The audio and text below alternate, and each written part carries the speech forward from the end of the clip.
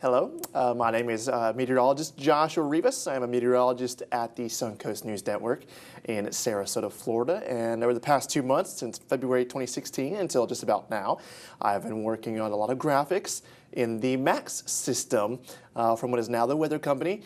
And definitely I'm the graphics designer here at the station, and I've definitely enjoyed making a ton of graphics. And so what we're going to do now is we're going to look at some of the graphics that I have been able to make in the Max system. And we have Max with the Cirrus solution, but we do not have Max Studio at our station. All right, we're going to start off with a graphic. It's called the headlines. And this one is made for a particular day. So Saturday, Sunday, Monday, any day of the week and the weekend, you can pick off the day, morning, afternoon, or evening, and type in what you think is going to be going on during that time of the day. Again, this is all in the Wizard in the Max system. You can easily just type it in and update that. And you can also change this to be more of an overview headlines. For instance, you can say the weekend, early week, and long term for your 3 different headlines, and type in what different pattern of the weather you're expecting. This graphic shows off the past temperatures over the past 7 days compared to average on a more of a scaled look. And this is all automatic. These temperatures go up and down automatically based on the scale I have provided. And I believe this one is set from the low 60s to 95 degrees, I believe. So again, this is all automatic. You do not have to change this except for when, let's say you get to 100 degrees and you need to change the scale. That will be all you need to do, go into the graphic and change. Otherwise, everything will change automatically for you. This is the rainfall almanac I decided to make. So here in Sarasota, you can see we're running a deficit. But this is all automatic as well. These numbers come in based on the day. So right now is April 30th. But the rainfall is for April 29th, so just the day before, with all the numbers coming in. The PM one for the day will come in around 5 o'clock with the new almanac. This is another almanac showing off temperatures compared to different cities, like a temperature comparison map. And obviously, Denver's a lot different from Atlanta, Sarasota, and Tampa this time of year. But this is more for like summertime, I think, and more for Tampa and Sarasota if they're going to be in the upper 80s, and say Denver is in the 90. You can compare the two and basically show off how Denver's a little bit higher, all more of a 3D scaled look. This is a different graphic I tried now at SNN, and it's showing off the different locations here. Obviously, some of them are not working due to the fact that the sites down here in some of our locations do not update, so some are missing data, but otherwise the general look is just more of a 3D look and a faded look as you get further towards the back of the graphic. And this one, if you have a touch system, you could possibly touch Sarasota and it'll move back, and it'll move Northport or whatever city up towards the front, and do it again if you touch Northport, moves Bradenton up towards the front, and kind of just moves them around. Something I was just playing around with. Certainly a really cool look. I think I like that, and if you have a touch system, you can definitely work around with that, making it more interactive. Quick looking graphic here showing off the current conditions. Very basic, just showing off dew points, humidity, pressure, feels like temperature, and the temperature and the icon for the location that you decide to pick. Monthly outlook, this is just showing off temperatures the next 5 months going ahead.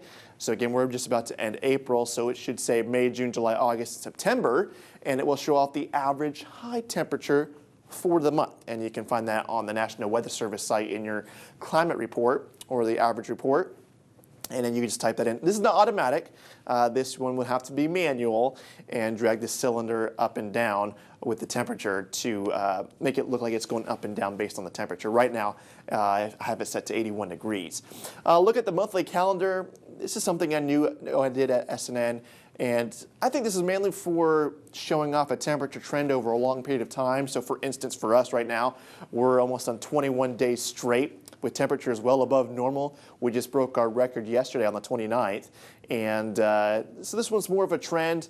You can even use it before the end of the month if you have like a 2-week period and you want to show that. Otherwise, I use it mainly for the end of the month and show off the viewers just like how warm have we been for this month. So we're probably going to end up with, let's say, 4 out of the 30 days being below normal. Other than that, everything else has been above normal for the month of April. I was going to try and do something for the rainfall. I'll have to keep working on that and see if I can get that to work. This one is just a wind forecast and a different look to it. This is, again, all automatic. It goes up and down. So do the white lines right there with those go up and down automatically as well. This one is set from 0 to 50 miles per hour. So clearly here in Sarasota, we don't really get those high winds this time of year unless it's like a tropical storm. So this is set from 0 to 50 and it goes again up and down automatically. This is also an automatic graphic with temperatures with the ICAST data in the Max system. I just wanted to do a different look with this cool looking cylinders that they have in the system, and so I wanted to make that. And you can use it. And of course down here this time of year right now, I'm going like 89 degrees for today, and the model's going 86. So it's just more of, do you want to show it, do you not want to show it, that type of thing. I just like it's a really cool look. The UV index, something new.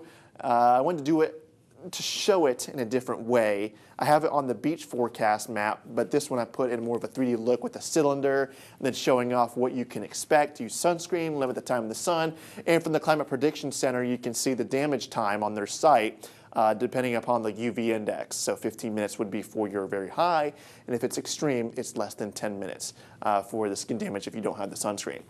Tide times, something I haven't really done before, but I decided to put there and using the little tile look. And also you have the sunrise and sunset times with the beach background. Speaking of the beach forecast, this is something I have created. And those are the different tile looks. Also the flag off to your right, that is something new. You can do green, orange, or red. And the way I do it for the green one is if it's a great day, you can definitely put the green flag out there. Now I have the caution flag out because of the UV index, letting people know, make sure you have the sunscreen, limit that time in the sunshine, something to keep them in mind. Otherwise, it could be a green type of day. Caution is also used for like a tip of a breeze, but low UV index, just a breeze. Have the caution flag out. Showers and storms, I put the caution flag out. The red flag I'll put up for high rip current risk. Or if it's breezy and thunderstorm, well, not breezy and thunderstorms, that's more for caution, but it's more of the high rip current risk. That's when I will put the red flag out there and let people know you definitely don't want to be out there for today. This is something new using model data from the Euro and the GFS, showing 850 millibar temperature advection. Again, you may or may not want to use that for your viewers, but I wanted to see if I could do it, and it works. The wind arrows are showing the wind direction, and they change based on the model data. Again, all this is automatic. The temperature is 850 millibars, and the wind arrows become bigger and smaller dependent upon the wind speed. And the same thing goes for the 700 millibar moisture advection, showing off if there's moist air coming in, dry air coming in, and the wind arrows get bigger or smaller depending upon the wind direction as well.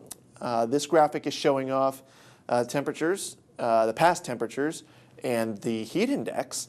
And so right now, we're not really feeling too much of a heat index. It's definitely warm, but we're not feeling too much of a heat index. And so usually in the summertime when it's legitimately 90 degrees and the heat index is like 100, the scale here is from 68 degrees to 105.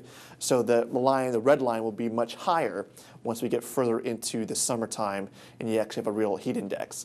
Temperatures is the past 18 hours, just giving it a new look, and this is all automatic as well. The past graphic was all automatic. None of these have to be changed except if you want to change the scale in the actual scene layer. This is showing off current conditions comparing to cities. So this is a good indication. Sarasota is a little bit warmer than New Orleans, but it's mainly for if the two cities have close to the same temperature or exactly the same temperature, you would use this graphic. And the dew point difference is what makes the heat index a lot different as well. So you can see the temperature and heat index a lot further apart in New Orleans than, say, compared to Sarasota right now. Another 3D look I decided to make here at SNN is the next 24 hours, and you can use this for the evening, morning, night, overnight, or afternoon. And it's all wizarded. This is not automatic, this is your forecast. And the temperature, text, and the icon are all wizarded, and you can change it accordingly to whatever you would like. This graphic is the weekend forecast, or at least a 2-day forecast. You can make it 2 days if you want, or the weekend. Gives off 3 different headlines for what we're expecting during that period. Temperature, rain chance, or if it's going to be warm, it's going to be hot, and your icon for those 2 days in 3D look. And the picture behind it is something that I took as well in the area. And you can put whatever picture you want, or maybe even a movie behind it. This graphic is showing off the general hazards for the day across Sarasota, so UV index, severe weather, pollen, Fire danger, red flag warning, if there's one out there, you'd have that for it. Fog, those are all included in this graphic. Another one I've made for this is showing off the severe weather hazards, lightning, damaging winds, flooding, tornadoes, and hail. This is a county cast graphic. I like the counties for our DMA. We have Manatee, Sarasota, Charlotte, and DeSoto counties. And this is all wizarded just due to the fact that if you were to use the automatic ones in our area, most of them are not included in the model data. So we had to do the wizard, but for each county, and you have the different temperatures, the icon, and your rain chance for the day. That's for tonight and tomorrow as well. This one is a DMA map with all the counties included, and a 3D look with some of the counties popping up from the ground. And this is also wizarded for the same reason as the last graphic, that most of our cities are not going to be included in the model data because they're not METARs, or most of the meta sites are missing across this area. But otherwise, it's wizarded. You can put in your own temperature, and whether it's going to be hot, the rain chance, breezy, partly cloudy, and change off your icon. This dew point is the forecast data. Automatic, again, automatically goes up and down. The line between comfortable and humid is about 60 degrees for our area, and so that is scaled accordingly. And it looks like it goes from the low 40s, or maybe even upper 30s, up to the low 70s on this scale. The SPC outlet, I'm sure most of us use this, and there's the scale on the right-hand side for you. And this is a little bit different, though. I decided to say our DMA is in Sarasota. So you start off with the wide view, showing off the risk for today. And if we have a risk, it zooms into the area, it pops out from the right. The other ones fade out, and you can show off the risk. So when I made this graphic ahead of time, there was a marginal risk for our area. There's none today, but if there was a marginal risk, that would pop up, and you would have your risks for today from the SPC discussion, and you would pop that in there on the top. Let's go to tropical graphics now, and we're looking at hurricane strikes for the state of Florida by county. And something I found on the NOAA websites. So it goes from green to orange based on the number of strikes, and red as the highest number of strikes. It looks like Southern Florida has been the most frequent, but as of late, at least in the past 10 years, there have been no hurricane strikes across the entire state of Florida. We now have the Colorado State numbers for the 2016 hurricane season, and this is the graphic I made for that, comparing it to the average from the NOAA site, 1966 to 2013. And we had Alex back in January, and this forecast that Colorado State put out does not include Alex, but their eventual numbers would. Watch and warning, we're looking at hurricane watches and warnings on this graphic and basically explaining to the viewer what it means. And I also made this for tropical storm conditions as well to show off the difference between a watch and warning so they know the difference. Another forecast graphic for the storm season would be including the NOAA forecast. We don't have that yet, but when it comes in, that would be put in there. Again, this is not automatic, but you would input it into those locations, and you have a nice little forecast graphic for the storm season. This shows off the storm names, and the icon towards the left of the names is just showing off the max strength it reached based on category. So Hurricane Alex is a Category 1, so you put it into Category 1 if Bonnie forms. You go into the wizard, and you unhide the icon and change off the strength to whatever or Bonnie was at the time, and you can do that for every storm for that season. This is something new. Since Florida's in a big drought, I just wanted to help portray how long we really have gone since we've had a hurricane hit the state, and the last one was 2005, Wilma. And ever since then, it's been green, 0, no strikes on the state of Florida. Just continues on, and we'll see if we do it again for 2016. Another tropical graphic, I took the WSI graphic. If you are familiar with the Max graphic, they have one like this with a different numbers. I think it's percentage of hurricanes or percent of named storms per month. And so I took that, I changed the 3D visual of it, put it on our floor, and put some stuff behind the text and changed it to the number of hurricanes per year, and there are the dates on the bottom. Another one, we're looking at the past storms. So different from the storm names graphic, this one you can actually input the storm strength based on speed and the area it affected. So this is also wizarded as well, and you can change the icon based on the strength. 7-day forecasts. Again, I look at a lot of different forecasts, graphics across stations, and look how cool they are, and I try to make a really good one as well. So I did that for our graphic, and I created the new intro and the look for our 7-day forecast. Okay, we're going to move on to some data sets. And we're going to look at the radar. I was in charge of creating the radar here at SNN, the palette for the reflectivity, the color palette, as well as trying to make it easier to use. So I'm going to show you how this works. We're going to look at the buttons on the top. Now, if you have a touch system like Mac Studio, this would certainly work and definitely be helpful for you. If you don't, you can always use it in your weather center, like where you're standing, where the computers are. And the buttons are interactive. So you have the reflectivity, velocity, vil, shear, lightning, warning, and you can draw the cone. So I'm going to shift the view over towards Louisiana where there's actually storms so you can see this in action. So let's zoom in. And so right now we're kind of on the main radar screen. So if I switch to velocity, you can see the wind speeds based on the National Weather Service radar. This one's from, looks like either Houston or Galveston. And you can change it to vil, which is the hill indicator. Shear, if there's any shear markers out there. Lightning, you have that set there. Watches and warnings, just the watch and warnings, so you take out everything else, but you show off the watches and warnings. And then on this map, you can put on the warn cue, and you can click on a watch, and voila, it pops up. The same thing with the warning, that'll also pop up. Now, if you're using Max, on the left-hand side of this screen, you'll be able to see the exact details of who's included and what to expect within that watch or warning. I'm going to switch back over towards the radar. Clear is just turning off everything. And I'm going to turn back on the radar. And you can do a squall line look. So basically you draw this out and let your mouse go and push it towards the right. And this is all based on speed. You can do this in Max as well, Max Storm.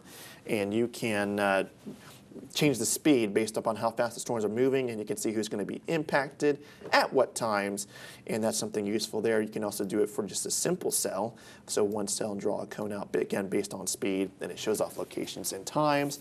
And the way I created it is that the box always pops up on the top right hand side of the screen just underneath our banner, and draw capability is just drawing over the storm, whatever you want to talk about. If you're not on air and you need to show somebody, you can always draw as well. And then clear it, everything goes away. So that would be the radar capability using the data set. I also made another data set for the satellite imagery, same story. You can touch on the top and that will give you a different satellite imagery. So this one starts off with the water vapor, something I also created here at SNN, a new water vapor palette, color palette. And you can also change to enhanced, which, again, the new color palettes I was also in charge of. So I put in the new color for our enhanced IR, and you can change it to white, a blend with the visual mixed in there as well, or black and white, which I do love. I love the black and white. You can easily see the difference in cloud cover, especially during the day, but of course at night, it turns all black. But anyway, that's what that data set does, is it allows you to change satellite imagery, and I would eventually do that for the tropical one as well. When you're in the tropics, you can switch between satellites using those buttons as well. All right, well, that'll do it for now. For this round of graphics, I definitely plan to continue making a lot of graphics, 3D capable, touch capable as well. I love the touch capability within Max and Max Studio. I've used that before. So again, if you're watching this and you haven't seen my Brain User 9 graphics, you might want to check on that. But with these graphics, definitely let me know what you think. Definitely continue on. I plan to continue on making some more. And if you have any questions, just let me know. Feel free to ask me. If you would like to use some of them, let me know. If you have any questions on how to use these graphics, just let me know, especially the automatic graphics. I'll be glad to help you out. Again, just let me know and continue to watch these graphics and enjoy. Thank you.